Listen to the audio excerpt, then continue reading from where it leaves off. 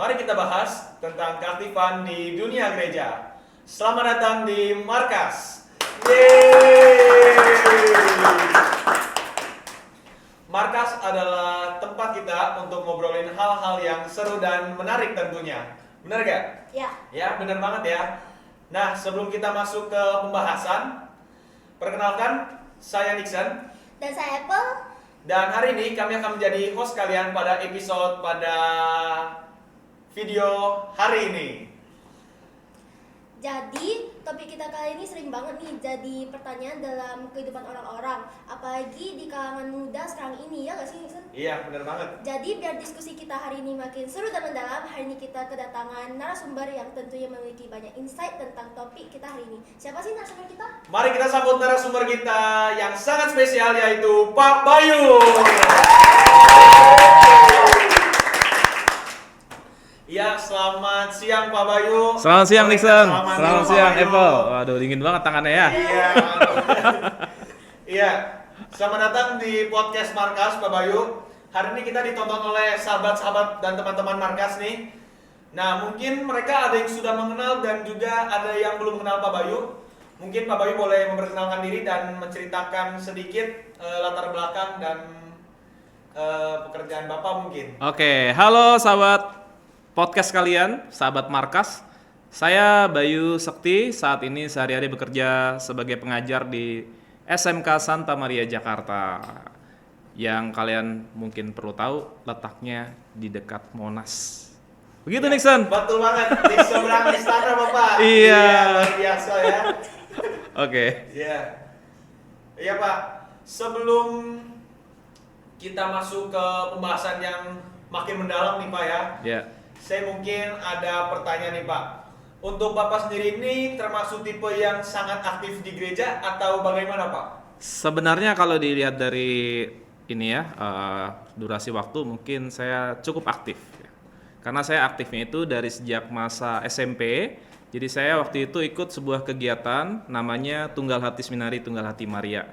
Nah, di dalam kegiatan itu saya belajar untuk membaca kitab suci, belajar untuk olahraga bela diri pencaksilat, dan juga berorganisasi.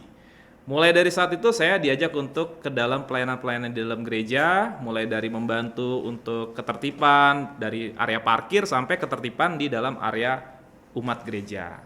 Kemudian ikut kegiatan-kegiatan lain seperti Orang Muda Katolik, Allegio Maria, lalu juga ada yang namanya kursus evangelisasi pribadi. Di situ saya aktif sampai dengan saat ini. Wis, luar biasa Pak Bayu. Iya. Jadi Pak Bayu gerejanya di mana? Saya biasanya gereja di Santo Stefanus Cilandak, itu di daerah Jakarta Selatan, dekat Citos, gak jauh dari Pondok Indah Mall. Oh, gitu. Oh. Iya. Jadi Pak, ngomongin tentang gereja. Iya. Kadang suka muncul pertanyaan nih, Mm-mm. sebenarnya ikut kegiatan gereja itu wajib gak sih? Atau itu cuma pilihan pribadi yang gak semua orang harus lakuin? Sebenarnya bisa menjadi pilihan pribadi yang bisa juga dikatakan baiknya wajib ya. Karena ketika seseorang itu menjadi Katolik, dia sekaligus diterima sebagai anggota gereja. Namanya juga anggota, kan berarti kita tidak seorang diri. Kita punya teman-teman yang lain, yaitu anggota-anggota gereja yang lain. Karena pada dasarnya kita manusia adalah makhluk sosial, kita butuh kehadiran orang lain, dan dengan ikut kegiatan atau aktif di gereja kita akan ketemu dengan berbagai macam rekan dari berbagai macam latar belakang, tapi juga bisa saling meneguhkan, terutama dalam hal iman. Semakin menjadi tahu, dekat, dan juga semakin percaya kepada Yesus yang diimani, begitu. Oh, ya. Selanjutnya Pak, saya ingin bertanya nih. Ya. Untuk zaman sekarang ini kan anak-anak muda banyak yang aktif nih dalam kegiatan gereja ya. Ya. Nah, biasanya ini mereka aktif pelayanan ini karena saya tidak bilang semua dan Ya. mungkin beberapa itu karena dipaksa sama orang tuanya Pak. Ya. Nah, menurut Bapak tanggapan Bapak gimana Pak sama anak-anak yang ikut aktif dalam pelayanan gereja tapi karena dipaksa, bukan Ya. karena hatinya mau. Oke, baik. Orang tua memaksa saya kira karena mereka menyadari ada tanggung jawab untuk mendidik iman anak-anaknya. Nah, salah satu tempat untuk membantu pendidikan iman itu adalah gereja. Dengan cara anak-anak ini kemudian diarahkan, mungkin tadi istilahnya dipaksakan, maka kemudian mereka akan masuk ke dalam sebuah komunitas, sebuah kegiatan yang akan membantu mereka untuk lebih kenal, lebih tahu tentang gereja. Seperti itu. Oh, seperti itu ya. Jadi menurut Bapak, keaktifan seseorang di gereja itu mencerminkan kadar imannya gak sih? Atau kita gak boleh cuma nilai dari situ aja? Oke, kalau terkait dengan kadar iman, menurut saya seseorang yang aktif di gereja itu bukan berarti lebih beriman daripada yang tidak aktif, ya. Karena ada juga mungkin beberapa orang yang terjebak dalam aktivitas itu sendiri. Padahal tujuan adanya aktivitas di gereja itu supaya dia nantinya juga bertumbuh dalam iman. Seperti yang kita dengarkan dalam bacaan Injil pada hari Minggu yang lalu, itu ada dua tokoh di dalam Injil, yaitu Maria dan Marta. Dua-duanya adalah tokoh yang memiliki ciri khas. Ya, Marta itu yang aktif ya. Maria adalah yang juga memberikan waktu diam untuk berada di dekat Yesus. Nah, idealnya adalah mereka yang aktif di gereja juga punya waktu untuk diam dan mendekatkan diri kepada Tuhan lewat doa-doa pribadinya.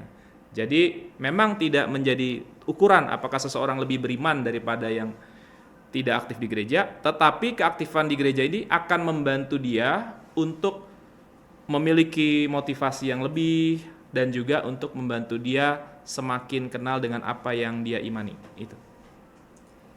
Ya, lalu Bapak kan aktif, lumayan aktif ya Pak di gereja ya? Lumayan aktif. Mungkin waktu kecil remaja Bapak lebih aktif di dunia gereja? Waktu remaja iya betul. Waktu saya masih sekolah itu saya aktif di dunia gereja. Boleh diceritakan secara singkat Pak? Ada Bapak mengikuti kegiatan apa saja mungkin dan perasaannya gimana ketika mengikuti kegiatan tersebut? Oke, tadi seperti yang saya katakan, utamanya saya aktif di dalam kegiatan bela diri pencaksilat Tunggal Hati Seminari Tunggal Hati Maria.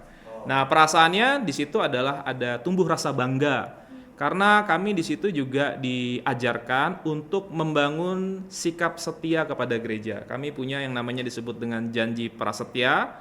Salah satunya adalah janji untuk taat dan setia sampai mati bagi Gereja Katolik Roma. Dan tentu itu menumbuhkan rasa bangga saya sebagai remaja saat itu.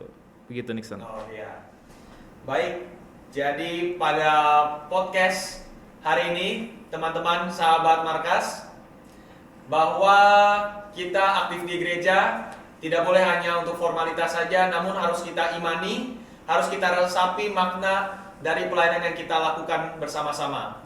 Pelayanan yang kita lakukan di gereja tentunya akan sangat berguna untuk kehidupan kita, dan juga karena biasa kita rame-rame ya Pak kalau ikut kegiatan gereja ya, rame-rame. Seperti OMK mungkin atau Bisdinar ya.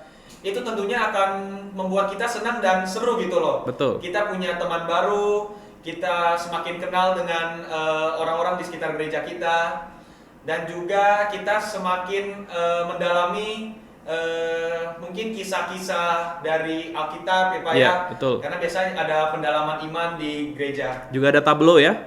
Kegiatan tablo. Kisah Kisah sengsara Yesus. Lalu kadang juga ketika Natal ada Yusuf Maria ya Pak ya. Betul. Seperti drama singkat saja yaitu Ya. tablo. Ya, kita akhiri saja podcast kita pada hari ini. Terima kasih Pak Bayu atas kesempatan dan waktunya untuk mengikuti podcast kita pada hari ini. Saya Nixon. Dan saya Apple. Kami pamit undur diri. Terima kasih dan Tuhan memberkati.